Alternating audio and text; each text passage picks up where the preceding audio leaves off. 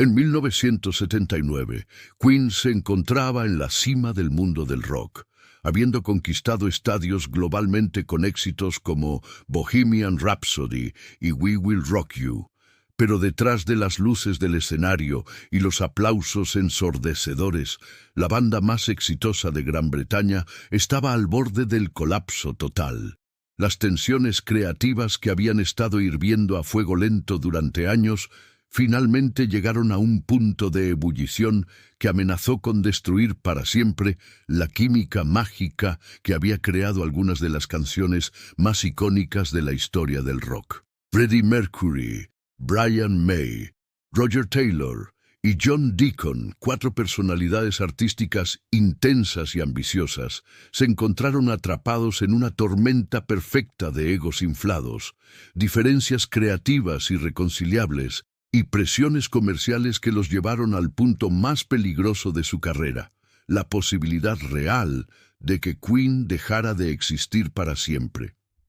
Esta es la historia no contada de cómo la banda que había redefinido el rock estuvo a punto de autodestruirse en el momento de su mayor éxito, y cómo lograron encontrar el camino de regreso desde el abismo de la separación. Si te fascina descubrir cómo las bandas más exitosas enfrentan sus crisis internas y cómo los conflictos creativos pueden tanto destruir como fortalecer a los artistas, suscríbete y activa la campanita para más historias sobre los momentos decisivos que definieron el destino de las leyendas del rock.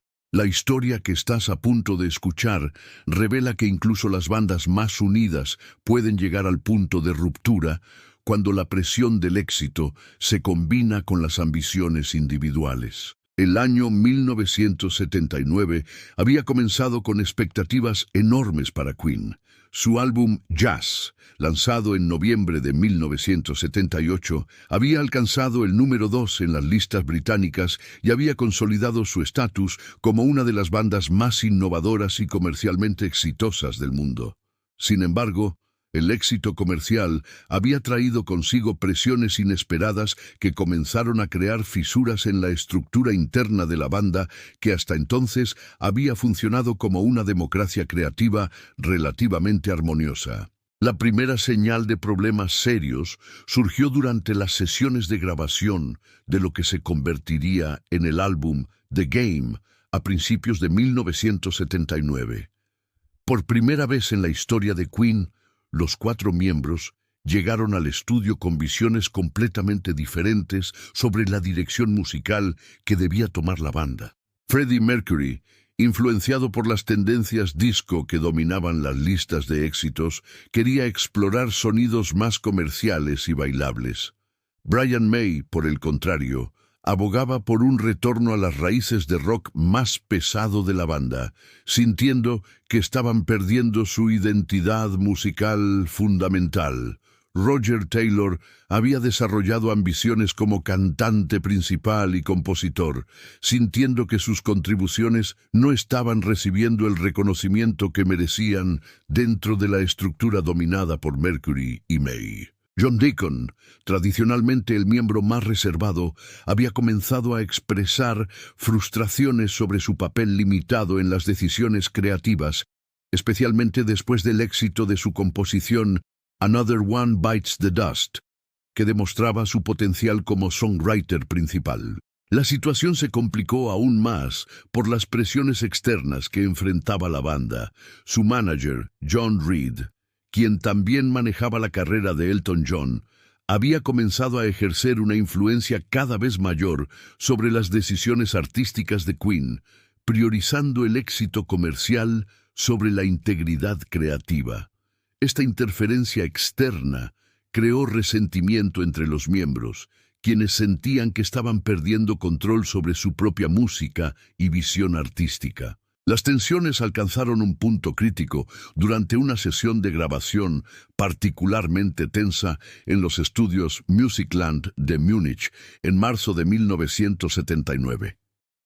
Freddie había presentado una demo de lo que eventualmente se convertiría en Crazy Little Thing Called Love, una canción con influencias rockabilly que representaba una desviación radical del sonido característico de Queen.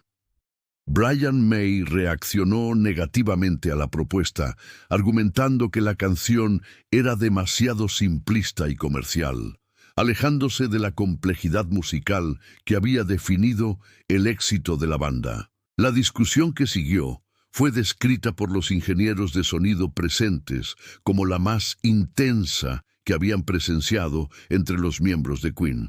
Brian May expresó abiertamente su frustración con lo que percibía como la comercialización excesiva de la banda, mientras que Freddie defendía apasionadamente su visión de evolución musical y adaptación a las tendencias contemporáneas.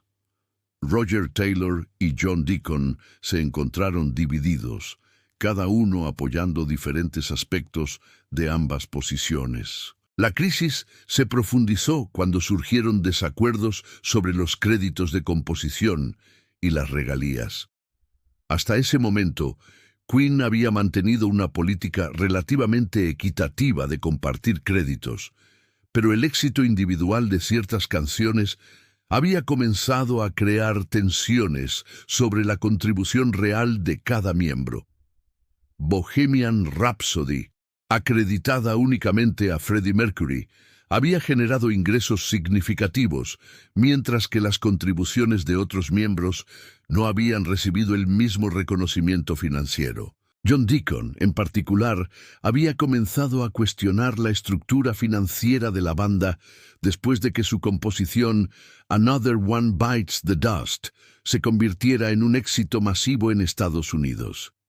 Sentía que merecía una mayor participación en las ganancias generadas por sus composiciones, una posición que creó tensión con el sistema tradicional de Queen de compartir equitativamente los ingresos de los álbumes. La situación llegó a su punto más peligroso durante una reunión de banda en abril de 1979, cuando Roger Taylor anunció abiertamente que estaba considerando abandonar Queen para perseguir una carrera solista.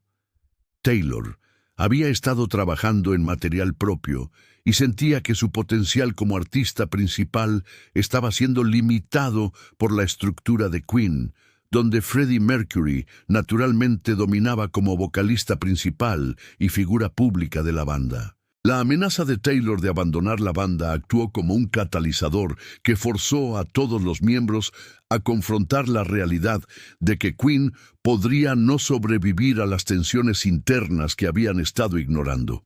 Brian May más tarde describiría este momento como el más aterrador de nuestras carreras, cuando se dieron cuenta de que podrían estar a punto de destruir todo lo que habían construido juntos durante casi una década. John Deacon, quien había permanecido relativamente silencioso durante muchas de las discusiones, finalmente expresó sus propias frustraciones en una carta que envió a los otros miembros.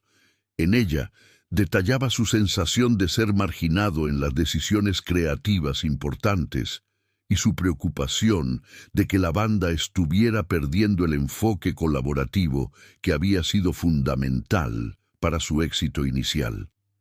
La carta fue un momento de despertar para Mercury y May, quienes se dieron cuenta de que habían estado dominando inconscientemente el proceso creativo. La crisis alcanzó su clímax cuando Freddie Mercury, en un momento de frustración extrema, declaró durante una sesión de grabación que tal vez sería mejor si cada uno siguiera su propio camino artístico.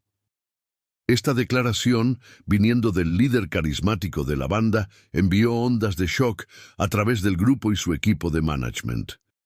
Por primera vez, la disolución de Queen parecía no solo posible, sino probable. El punto de inflexión llegó cuando Jim Beach, el abogado de la banda, quien más tarde se convertiría en su manager, intervino para organizar una serie de reuniones estructuradas donde cada miembro podría expresar sus preocupaciones sin interrupciones.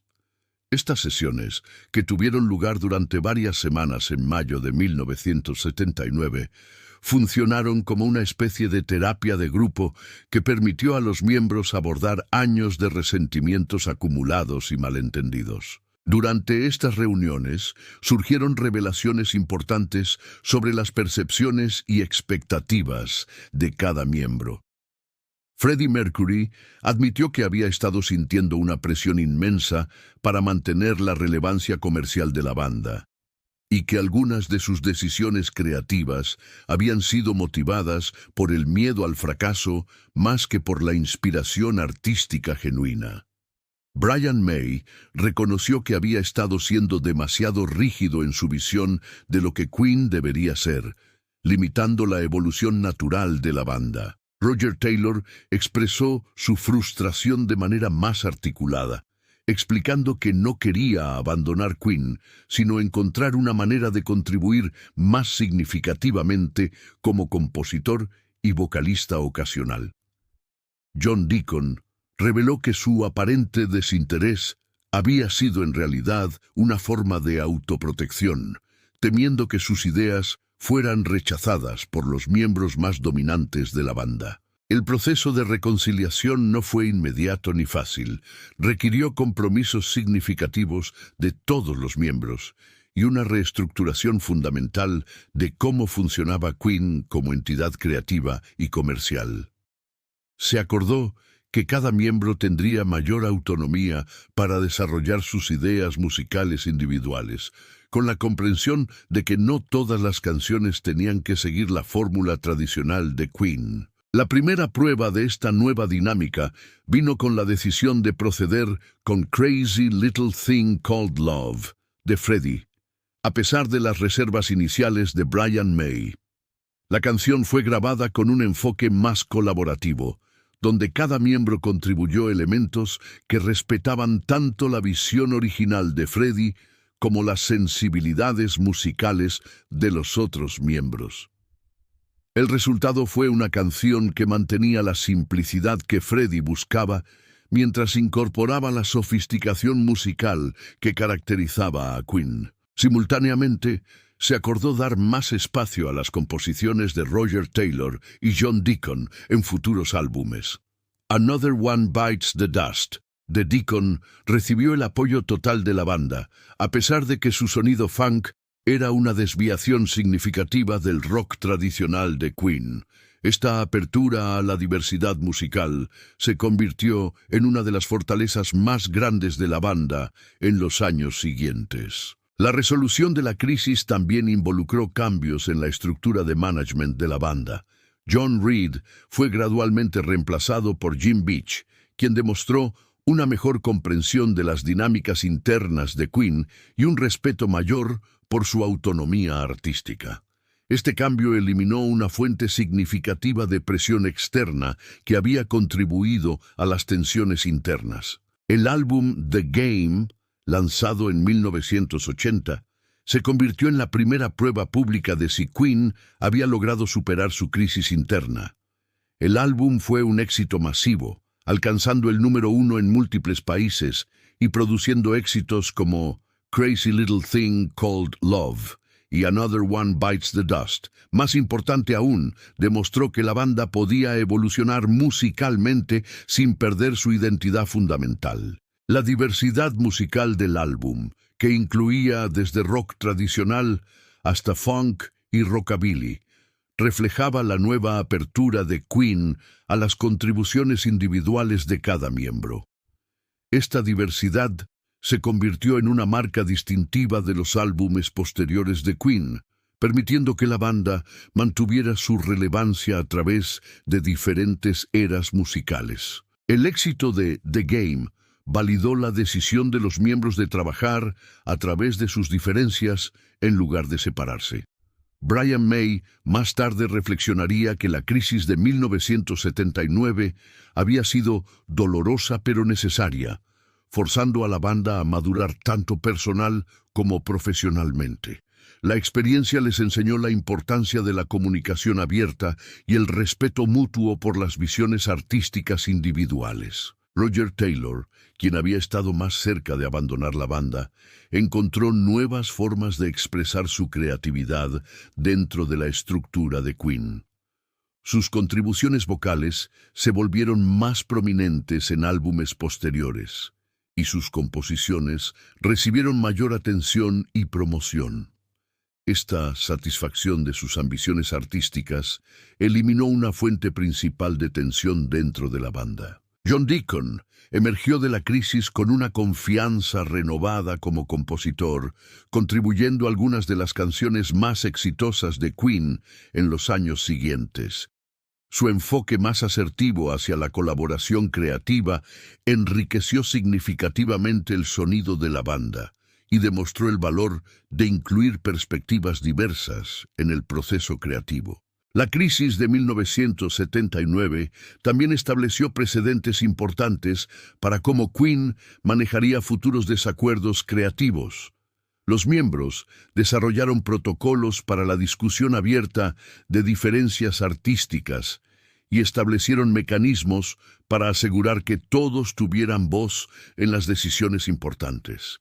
Esta estructura más democrática se convirtió en un factor clave en la longevidad de la banda. El legado de la crisis se puede ver en la evolución musical de Queen durante la década de 1980. Álbumes como Hot Space, The Works y A Kind of Magic mostraron una banda dispuesta a experimentar con diferentes géneros y estilos, desde la música electrónica hasta las baladas cinematográficas. Esta flexibilidad artística, nacida de la crisis de 1979, permitió que Queen mantuviera su relevancia comercial y artística durante más de una década adicional. La experiencia también profundizó las relaciones personales entre los miembros de la banda. Haber navegado juntos a través de una crisis tan seria creó un nivel de confianza y comprensión mutua que fortaleció su colaboración en los años siguientes. Los miembros desarrollaron una apreciación más profunda por las contribuciones únicas de cada uno y una comprensión mejor de cómo sus diferentes personalidades y talentos se complementaban. En retrospectiva, la crisis de 1979 puede verse como un momento definitorio que transformó Queen de una banda de rock exitosa en una entidad artística más madura y sofisticada. La capacidad de los miembros para confrontar sus diferencias honestamente y encontrar soluciones colaborativas demostró una madurez emocional que se reflejó en la calidad y diversidad de su música posterior. La historia de cómo Queen superó su crisis más seria nos enseña lecciones valiosas sobre la colaboración creativa, la comunicación efectiva y la importancia de valorar las perspectivas diversas. En un mundo donde las diferencias de opinión a menudo llevan a la separación y el conflicto, Queen demostró que es posible trabajar a través de desacuerdos fundamentales cuando existe un compromiso genuino con objetivos compartidos. Su experiencia también ilustra cómo las crisis pueden ser catalizadores para el crecimiento y la evolución. Lo que inicialmente parecía una amenaza existencial para la banda, se convirtió en una oportunidad para desarrollar una estructura más fuerte y flexible que les sirvió durante el resto de su carrera. La disposición de los miembros para ser vulnerables y honestos sobre sus inseguridades y ambiciones creó una base más sólida para su colaboración futura. ¿Has experimentado alguna vez una crisis en tu trabajo o relaciones que inicialmente parecía destructiva, pero que finalmente llevó a un crecimiento y comprensión más profundos? Comparte tu experiencia en los comentarios y únete a nuestra comunidad de personas que creen en el poder de la comunicación honesta y la colaboración para superar las diferencias. Suscríbete y activa la campanita para más historias sobre cómo los conflictos creativos pueden transformarse en oportunidades de crecimiento, recordándonos que las crisis más profundas a menudo contienen las semillas de los éxitos más grandes.